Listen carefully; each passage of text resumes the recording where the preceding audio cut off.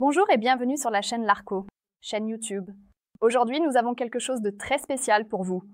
Deux classiques passionnants qui reviennent avec une touche moderne, Ulm et Würzburg. Pourquoi ces deux modèles font leur grand retour et quelles caractéristiques spéciales ils apportent, vous le découvrirez après l'intro.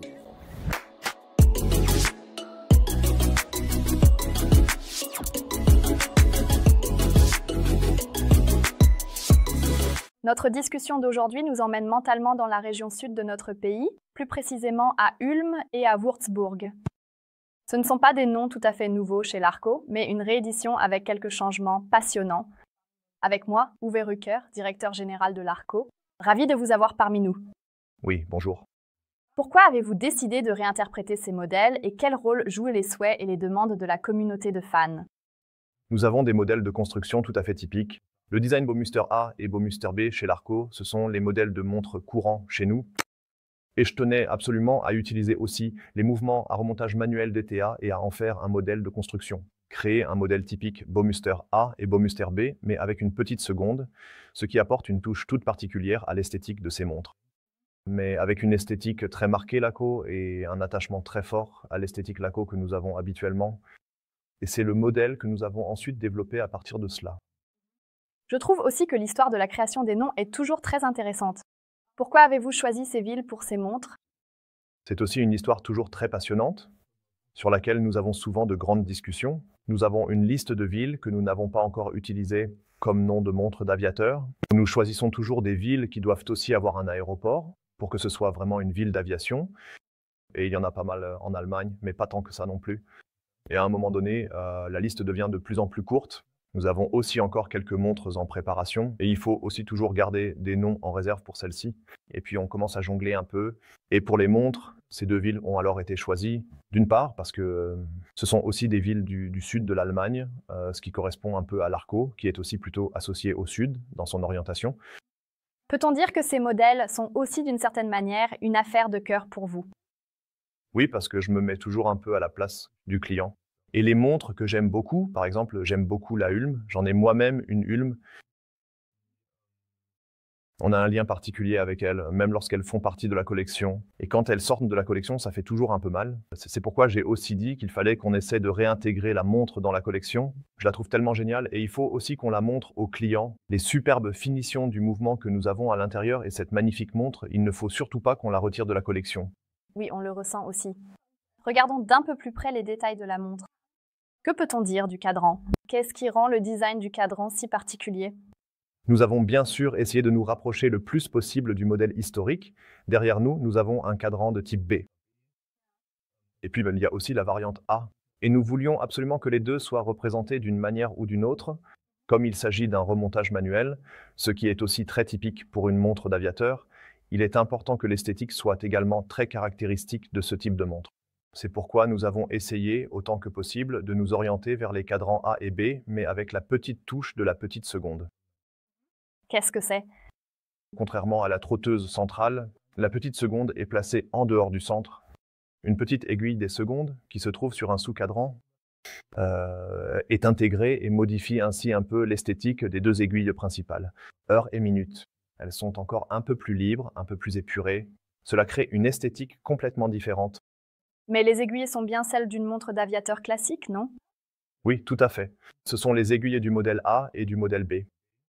Exactement dans les formes qui sont aussi typiques pour les deux montres. Mais la construction des aiguilles est également identique. Nous avons des aiguilles à cadre en acier qui sont bleuies thermiquement et qui sont remplies de matière luminescente afin qu'elles aient exactement les mêmes propriétés lumineuses que le modèle A et le modèle B. Vous venez justement de mentionner la matière luminescente sur les aiguilles. J'imagine que c'est similaire pour le cadran, non? Exactement. C'est aussi du Superluminova C3, qui possède une très forte rémanence, ce qui lui permet de briller très longtemps, même la nuit. Et sur la Würzburg, nous avons même ce motif typique de Baumeister, le rythme B où seul un chiffre sur deux s'illumine. La nuit, ce qui est aussi très classique chez Larco. C'est utilisé et cela permet d'obtenir une esthétique vraiment très belle. Nous avons ici deux tailles différentes. Quelles sont les différences à ce niveau-là, au niveau du boîtier? Oui, bien sûr, les deux tailles. Nous avons 42,5 mm. C'était le premier modèle que nous avons lancé avec la petite seconde. Et maintenant, un peu plus récent, le modèle de 39 mm. Ils diffèrent aussi en hauteur. Le plus grand fait 11 mm de hauteur, le plus petit fait 10 mm de hauteur. Tout cela est bien sûr également dû au mouvement de la montre. La plus grande, c'est simplement que le mouvement est déjà aussi grand, il n'est pratiquement pas possible de faire un boîtier beaucoup plus petit. C'est pourquoi nous avons reçu de nombreuses questions de clients qui disaient « J'aime beaucoup cette montre, mais elle est trop grande pour moi. Est-ce qu'on peut la faire plus petite d'une manière ou d'une autre? Mais s'il vous plaît, avec le même mouvement, malheureusement, ce n'est pas possible. » C'est pourquoi nous avons maintenant, avec le Sellita SW261, un mouvement plus petit qui est aussi plus plat, ce qui nous a permis de réduire non seulement le diamètre, mais aussi la hauteur. Vous venez d'évoquer le mouvement. Si nous retournons maintenant les montres plus grandes, je pense que le mouvement y est particulièrement intéressant. Oui, dans les deux cas, donc pour les petites comme pour les grandes, il s'agit de mouvements à remontage manuel. Et pour la plus grande, il s'agit du ETA 6498.2. Et c'est donc un mouvement très impressionnant. Déjà, rien qu'en regardant le grand verre saphir qui est presque aussi grand que le côté du cadran, le verre, c'est vraiment très beau à voir. On a envie de regarder la montre aussi bien de face que de dos. Ça a vraiment l'air superbe aussi. Regardons ensemble le bracelet. Qu'y a-t-il à dire à ce sujet? Dans ce cas, nous avons opté pour un bracelet en cuir de veau élégant, marron foncé, cousu main, fabriqué à la main en Allemagne, avec un aspect très sobre et élégant qui s'accorde parfaitement avec la montre raffinée, en principe. Pour ceux qui souhaitent avoir des rivets typiques des montres d'aviateurs, ils peuvent bien sûr aussi en trouver chez nous. Un bracelet qui va avec la montre, mais qui possède justement des rivets. Si je veux maintenant donner une mise à niveau technique à ma montre, quelles options ai-je? Oui, il y en a toujours quelques-unes chez Larco. Chez nous, l'élément typique, c'est bien sûr le verre. Je peux faire traiter le verre anti-reflet à l'intérieur, mais aussi à l'extérieur, ce qui donne alors une surface légèrement bleutée, avec d'autres propriétés de réflexion. Certains préfèrent ainsi, d'autres autrement. Nous voulons laisser ce choix au client, c'est pourquoi nous proposons les deux possibilités.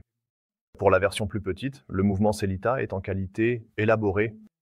On pourrait aussi l'amener à une qualité supérieure, dite top, mais dans les deux cas, les mouvements sont raffinés. C'est-à-dire que nous avons des décorations et des vis bleuies, ce qui est toujours le cas pour la grande version, toujours en qualité supérieure et toujours dans la version raffinée. Ce qui est typique de Laco, c'est que je peux faire graver ma montre. Est-ce aussi possible sur ces modèles? Oui, c'est aussi possible sur ces modèles.